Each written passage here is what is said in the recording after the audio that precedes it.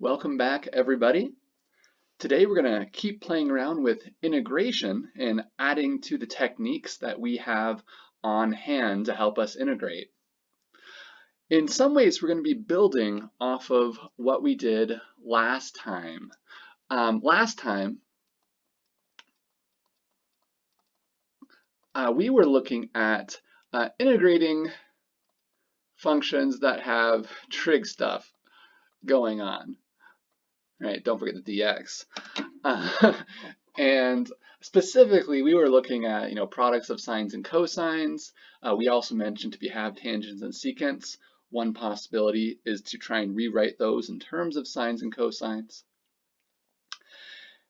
And we saw that we could use some of our identities to help us to rework things and get this into a form that we can integrate.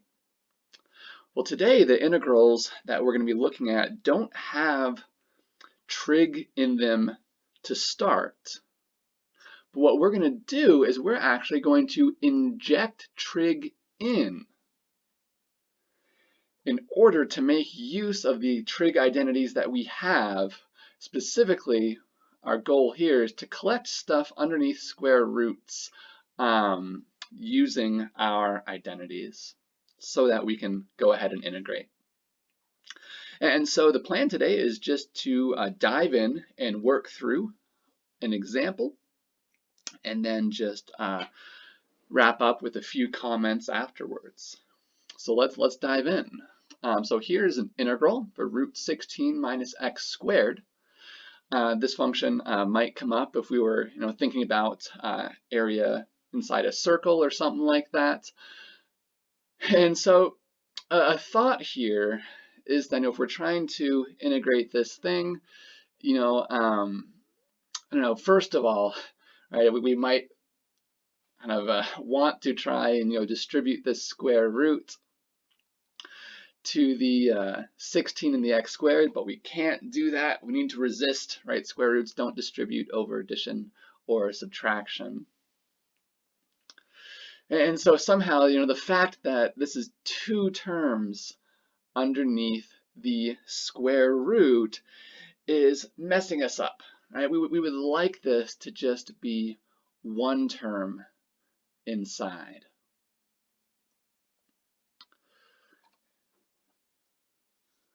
Let's maybe just record that. We would like to have, the square root of one thing, not two things. That's the thing. And so I don't know, if we started this long enough, one thing that might come to mind is actually one of our identities that we saw last time, specifically our Pythagorean theorem identity. It looks a little bit like this. Here we have a number minus something squared, and our Pythagorean theorem identity, if we rewrite it, kind of gives us this observation. Hey, 1 minus sine squared theta kind of looks like that, right? It's got a number minus something squared. But on the other hand, this equals, right, is just kind of one thing, cosine squared theta. So here on the left, we have two terms, and our Pythagorean theorem identity allows us to swap that out for just one term. And so the thought here with this idea of trig sub is to let's do a substitution that will allow us to make use of this identity and collect things under the square root so that we can then integrate. All right, and here's the plan. Kind of four-step plan for success here. And we're going to kind of walk through that one step at a time, but the overview is we're going to make a substitution. Really just a u sub is what this is.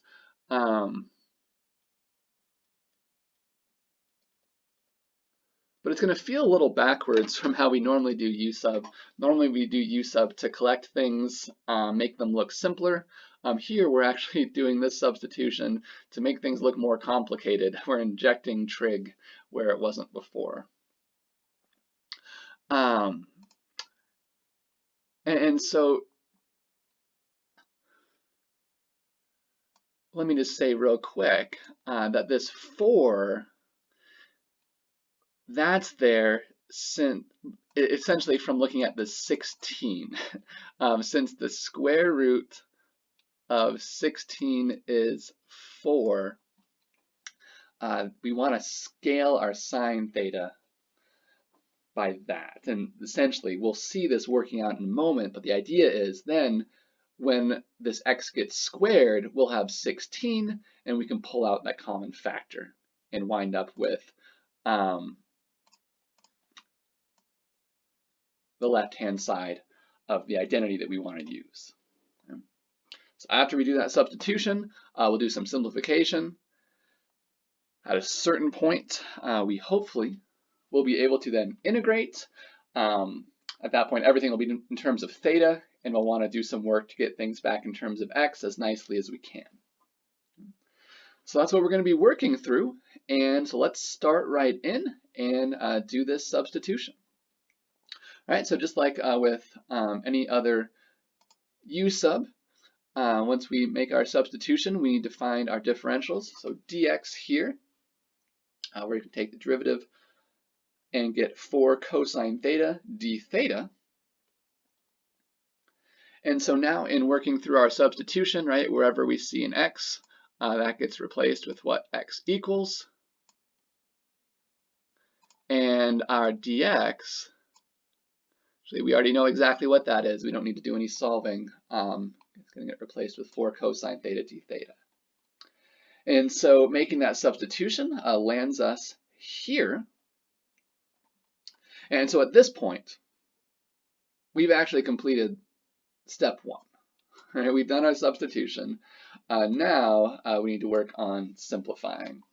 And so here we can take this squared and distribute it to the 4 and the sine. And again, this is okay because exponents do distribute nicely over multiplication and division, and these are multiplied. All right, so in doing that, what the stuff underneath the square root becomes is 16 minus 16 sine squared theta. And now we see the purpose of that scaling factor of 4 here. Now, once it's been squared, these 16s match up, and we can go ahead and pull out that common factor of 16, but at least for now, it's still inside the square root. Right? So there it is. And notice what we're left with, once we pull out the 16, we have a 1 for the first term and the minus sine squared. And notice what we're staring at now makes us happy because that's exactly what we want to see, right? That's this left-hand side of our Pythagorean theorem identity that we're wanting to use. And so at this point, we're right where we want to be, and we can use that identity.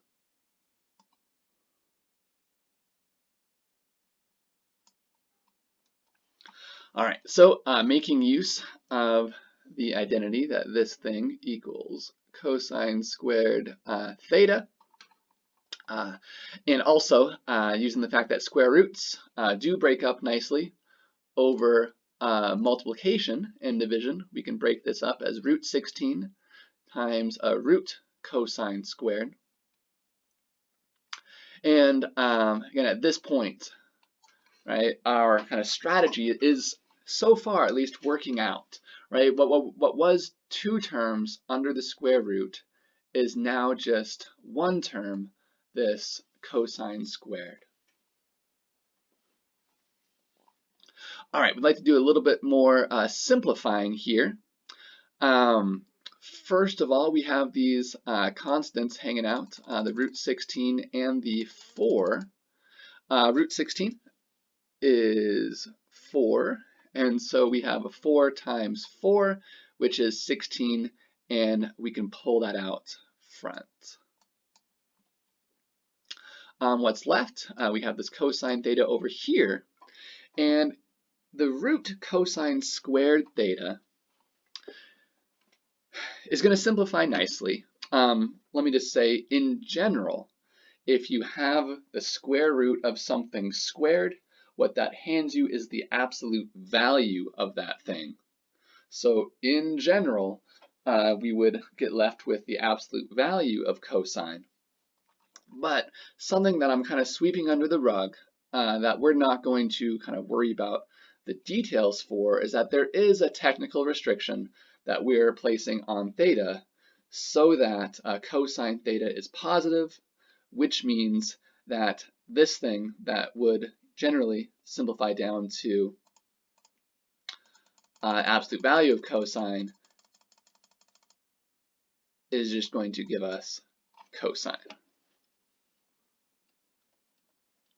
So because of our technical assumption that we're not going to worry about, essentially these things, the square roots of something squared, are going to simplify down like we want them to and just give us the positive. Okay, and so with that, we have a cosine theta here and a cosine theta here, so multiplying those gives us cosine squared theta. And at this point, the dust has settled. We have now simplified really as much as we at least feels natural right now. And this is what we are left with. Essentially, we need to, in order to make progress here, we need to be able to integrate cosine squared. Man, if only we had a way of integrating sines and cosines. Oh wait, we do. Right, this is last time 7.2. This is a product of just cosine here, where all the powers we see are even. We can handle this, right? So, little note, right, this is a trig integral, right?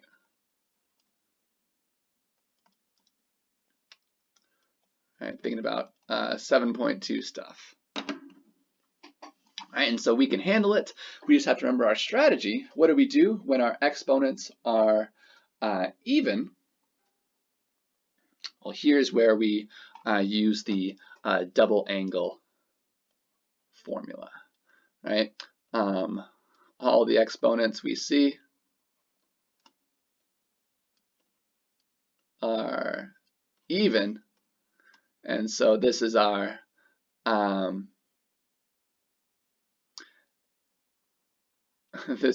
use the double angle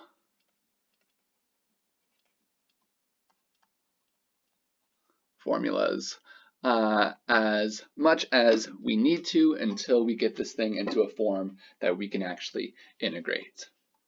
All right, and so recall the relevant formula here for us is cosine squared theta is 1/2. 1, is it plus or minus? Is it plus or minus? It's plus because we started with cosine, plus cosine of 2 theta. And that's what we're going to swap in here for our integral.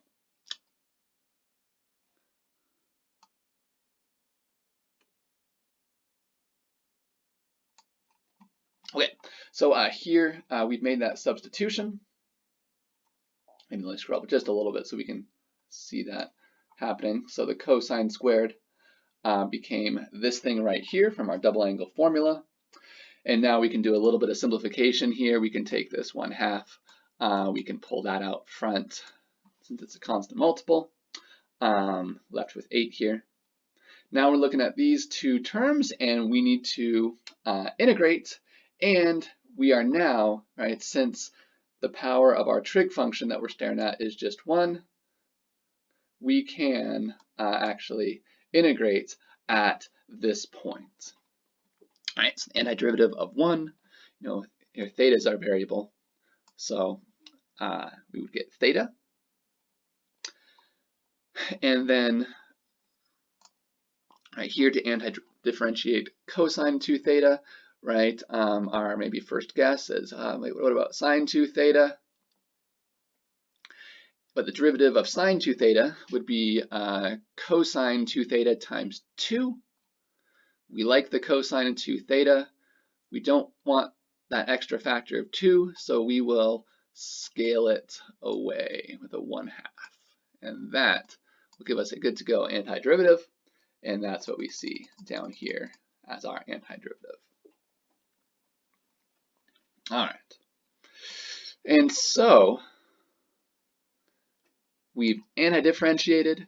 Here I've just distributed the 8 to both terms to get this looking a little bit nicer. And so now in terms of our 4-step plan for success, we've completed the first 3 steps, right? We did our sub, we simplified, and now we've integrated.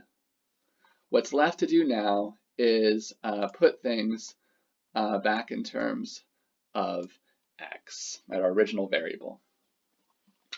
And the way that we're going to do that is, just like always, it's going to come from our substitution, right? And so we're going to see some, as I scroll down, some work on the left. Ignore that for now, and let's just focus in with what we see over on the right here. All right, so this is the what we're left with in terms of our integration flow of work. To put this back in terms of x, well, first of all, we need to know what theta is. And well, from our substitution, we can solve this for theta just by dividing by 4 and then taking sine inverse of both sides. And so right there, we know what theta is. And so that can get plugged in. We could technically also plug this in for the theta in the sine of 2 theta, but then we'd have a sine on the outside and an inverse sine on the inside with a 2. We couldn't cancel them out because of the 2 there as well. We'd have like a trig function on the outside and an inverse trig on the inside. We should be able to do better. That sounds pretty unpleasant. And in fact, we can do better with a triangle. I claim that we can take this sine piece here, this trig piece in our antiderivative, and actually get rid of trig entirely if we draw a triangle. All right, so the triangle that we can draw comes from thinking about SOHCAHTOA stuff. Right here, we found that sine of theta is x over 4, but thinking about SOHCAHTOA stuff, sine is the opposite over hypotenuse. And so we can actually draw a picture of this angle here, right? We can draw this right triangle, and our angle is right here, and the opposite side is, we can label x, and the hypotenuse we can label as 4. All right, and then the question is, well, if we want to fill in this triangle, what's this adjacent side? Well, we can use Pythagorean theorem to help us out, right? Whatever this is, that squared plus x squared equals 4 squared. And so solving for that question mark, we can push the x squared over, take the square root of both sides. And again, because of our technical assumption, we're not going to worry about, we're not going to get plus or minus, we'll just get the plus here. And with that, we know all 3 sides of our right triangle. And so what I claim is that we now understand any trig function of theta, right? We want to know sine of theta, cosine theta, tangent of theta. We can just take the appropriate ratio of sides and we'll be good to go. Here though, looking back up, we don't have sine of theta, we have sine of 2 theta, right? And so looking at what we know about theta, right? We know about trig functions of theta. So this 2 theta is not quite what we know about, which makes us sad. But what gives us a exciting idea is, let's write this. Oh, I think I have it. I better scroll down a little bit farther. There we go. We know all about trig functions of theta. So what we'd like to do is let's use an identity to get that sine of 2 theta replaced with something that just is thinking about the angle theta that we know about. And that identity is one of the ones that we listed in our identity box from 7.2. That was this one, that sine of 2 theta is 2 sine theta cosine theta. Right? And the idea here, what we're excited about is that what we were having before, something in terms of 2 theta, and what we have after this swap is stuff that's just involving the angle theta that we know about. All right, so making that substitution, this 2 and the 4 multiply and give us 8. And at this point, we can now figure out what sine of theta is and what cosine of theta is using our triangle. Right, sine of theta, that's opposite over the hypotenuse. And so it's x over 4, which we also could have seen, right, just from our identity here. Sine of theta is x over 4. We knew that already. But this cosine, that's a new one, right? That's given by adjacent over hypotenuse. And so here, cosine of theta, that's going to be this root over 4. And we see that right here. All right, so this is us plugging in for cosine, for sine, and then over here we've swapped in what theta is, sine inverse of x over 4. So at this point, everything's in terms of x. We're simplified as much as we possibly can in terms of getting rid of our trig stuff here. And then here, I've just, right, this is 8 over 16, and so that's left with a 2 in the denominator. And so this is a nice, nice clean form to leave our answer. These are the antiderivatives to the function we started with, root 16 minus x squared. All right, so from this, we can see that working through an integral like this takes a substantial amount of work, right? But it's something that we can do. We can walk through just step by step, right? Appropriately inject some trig into our function, simplify things down as much as possible, maybe use a strategy to integrate what we're left with, and then in order to put things back in terms of x, we can use our original substitution and a triangle. All right, so to wrap up today, I just want to mention a bit of flexibility that we have with this strategy. So here, today we integrated 16 minus x squared, which we can think of kind of more generally as we had some number minus x squared. And it turns out that we can handle other forms as well. Next time, we'll see that we can actually handle different forms if we have, say, a plus instead of a minus and things like that.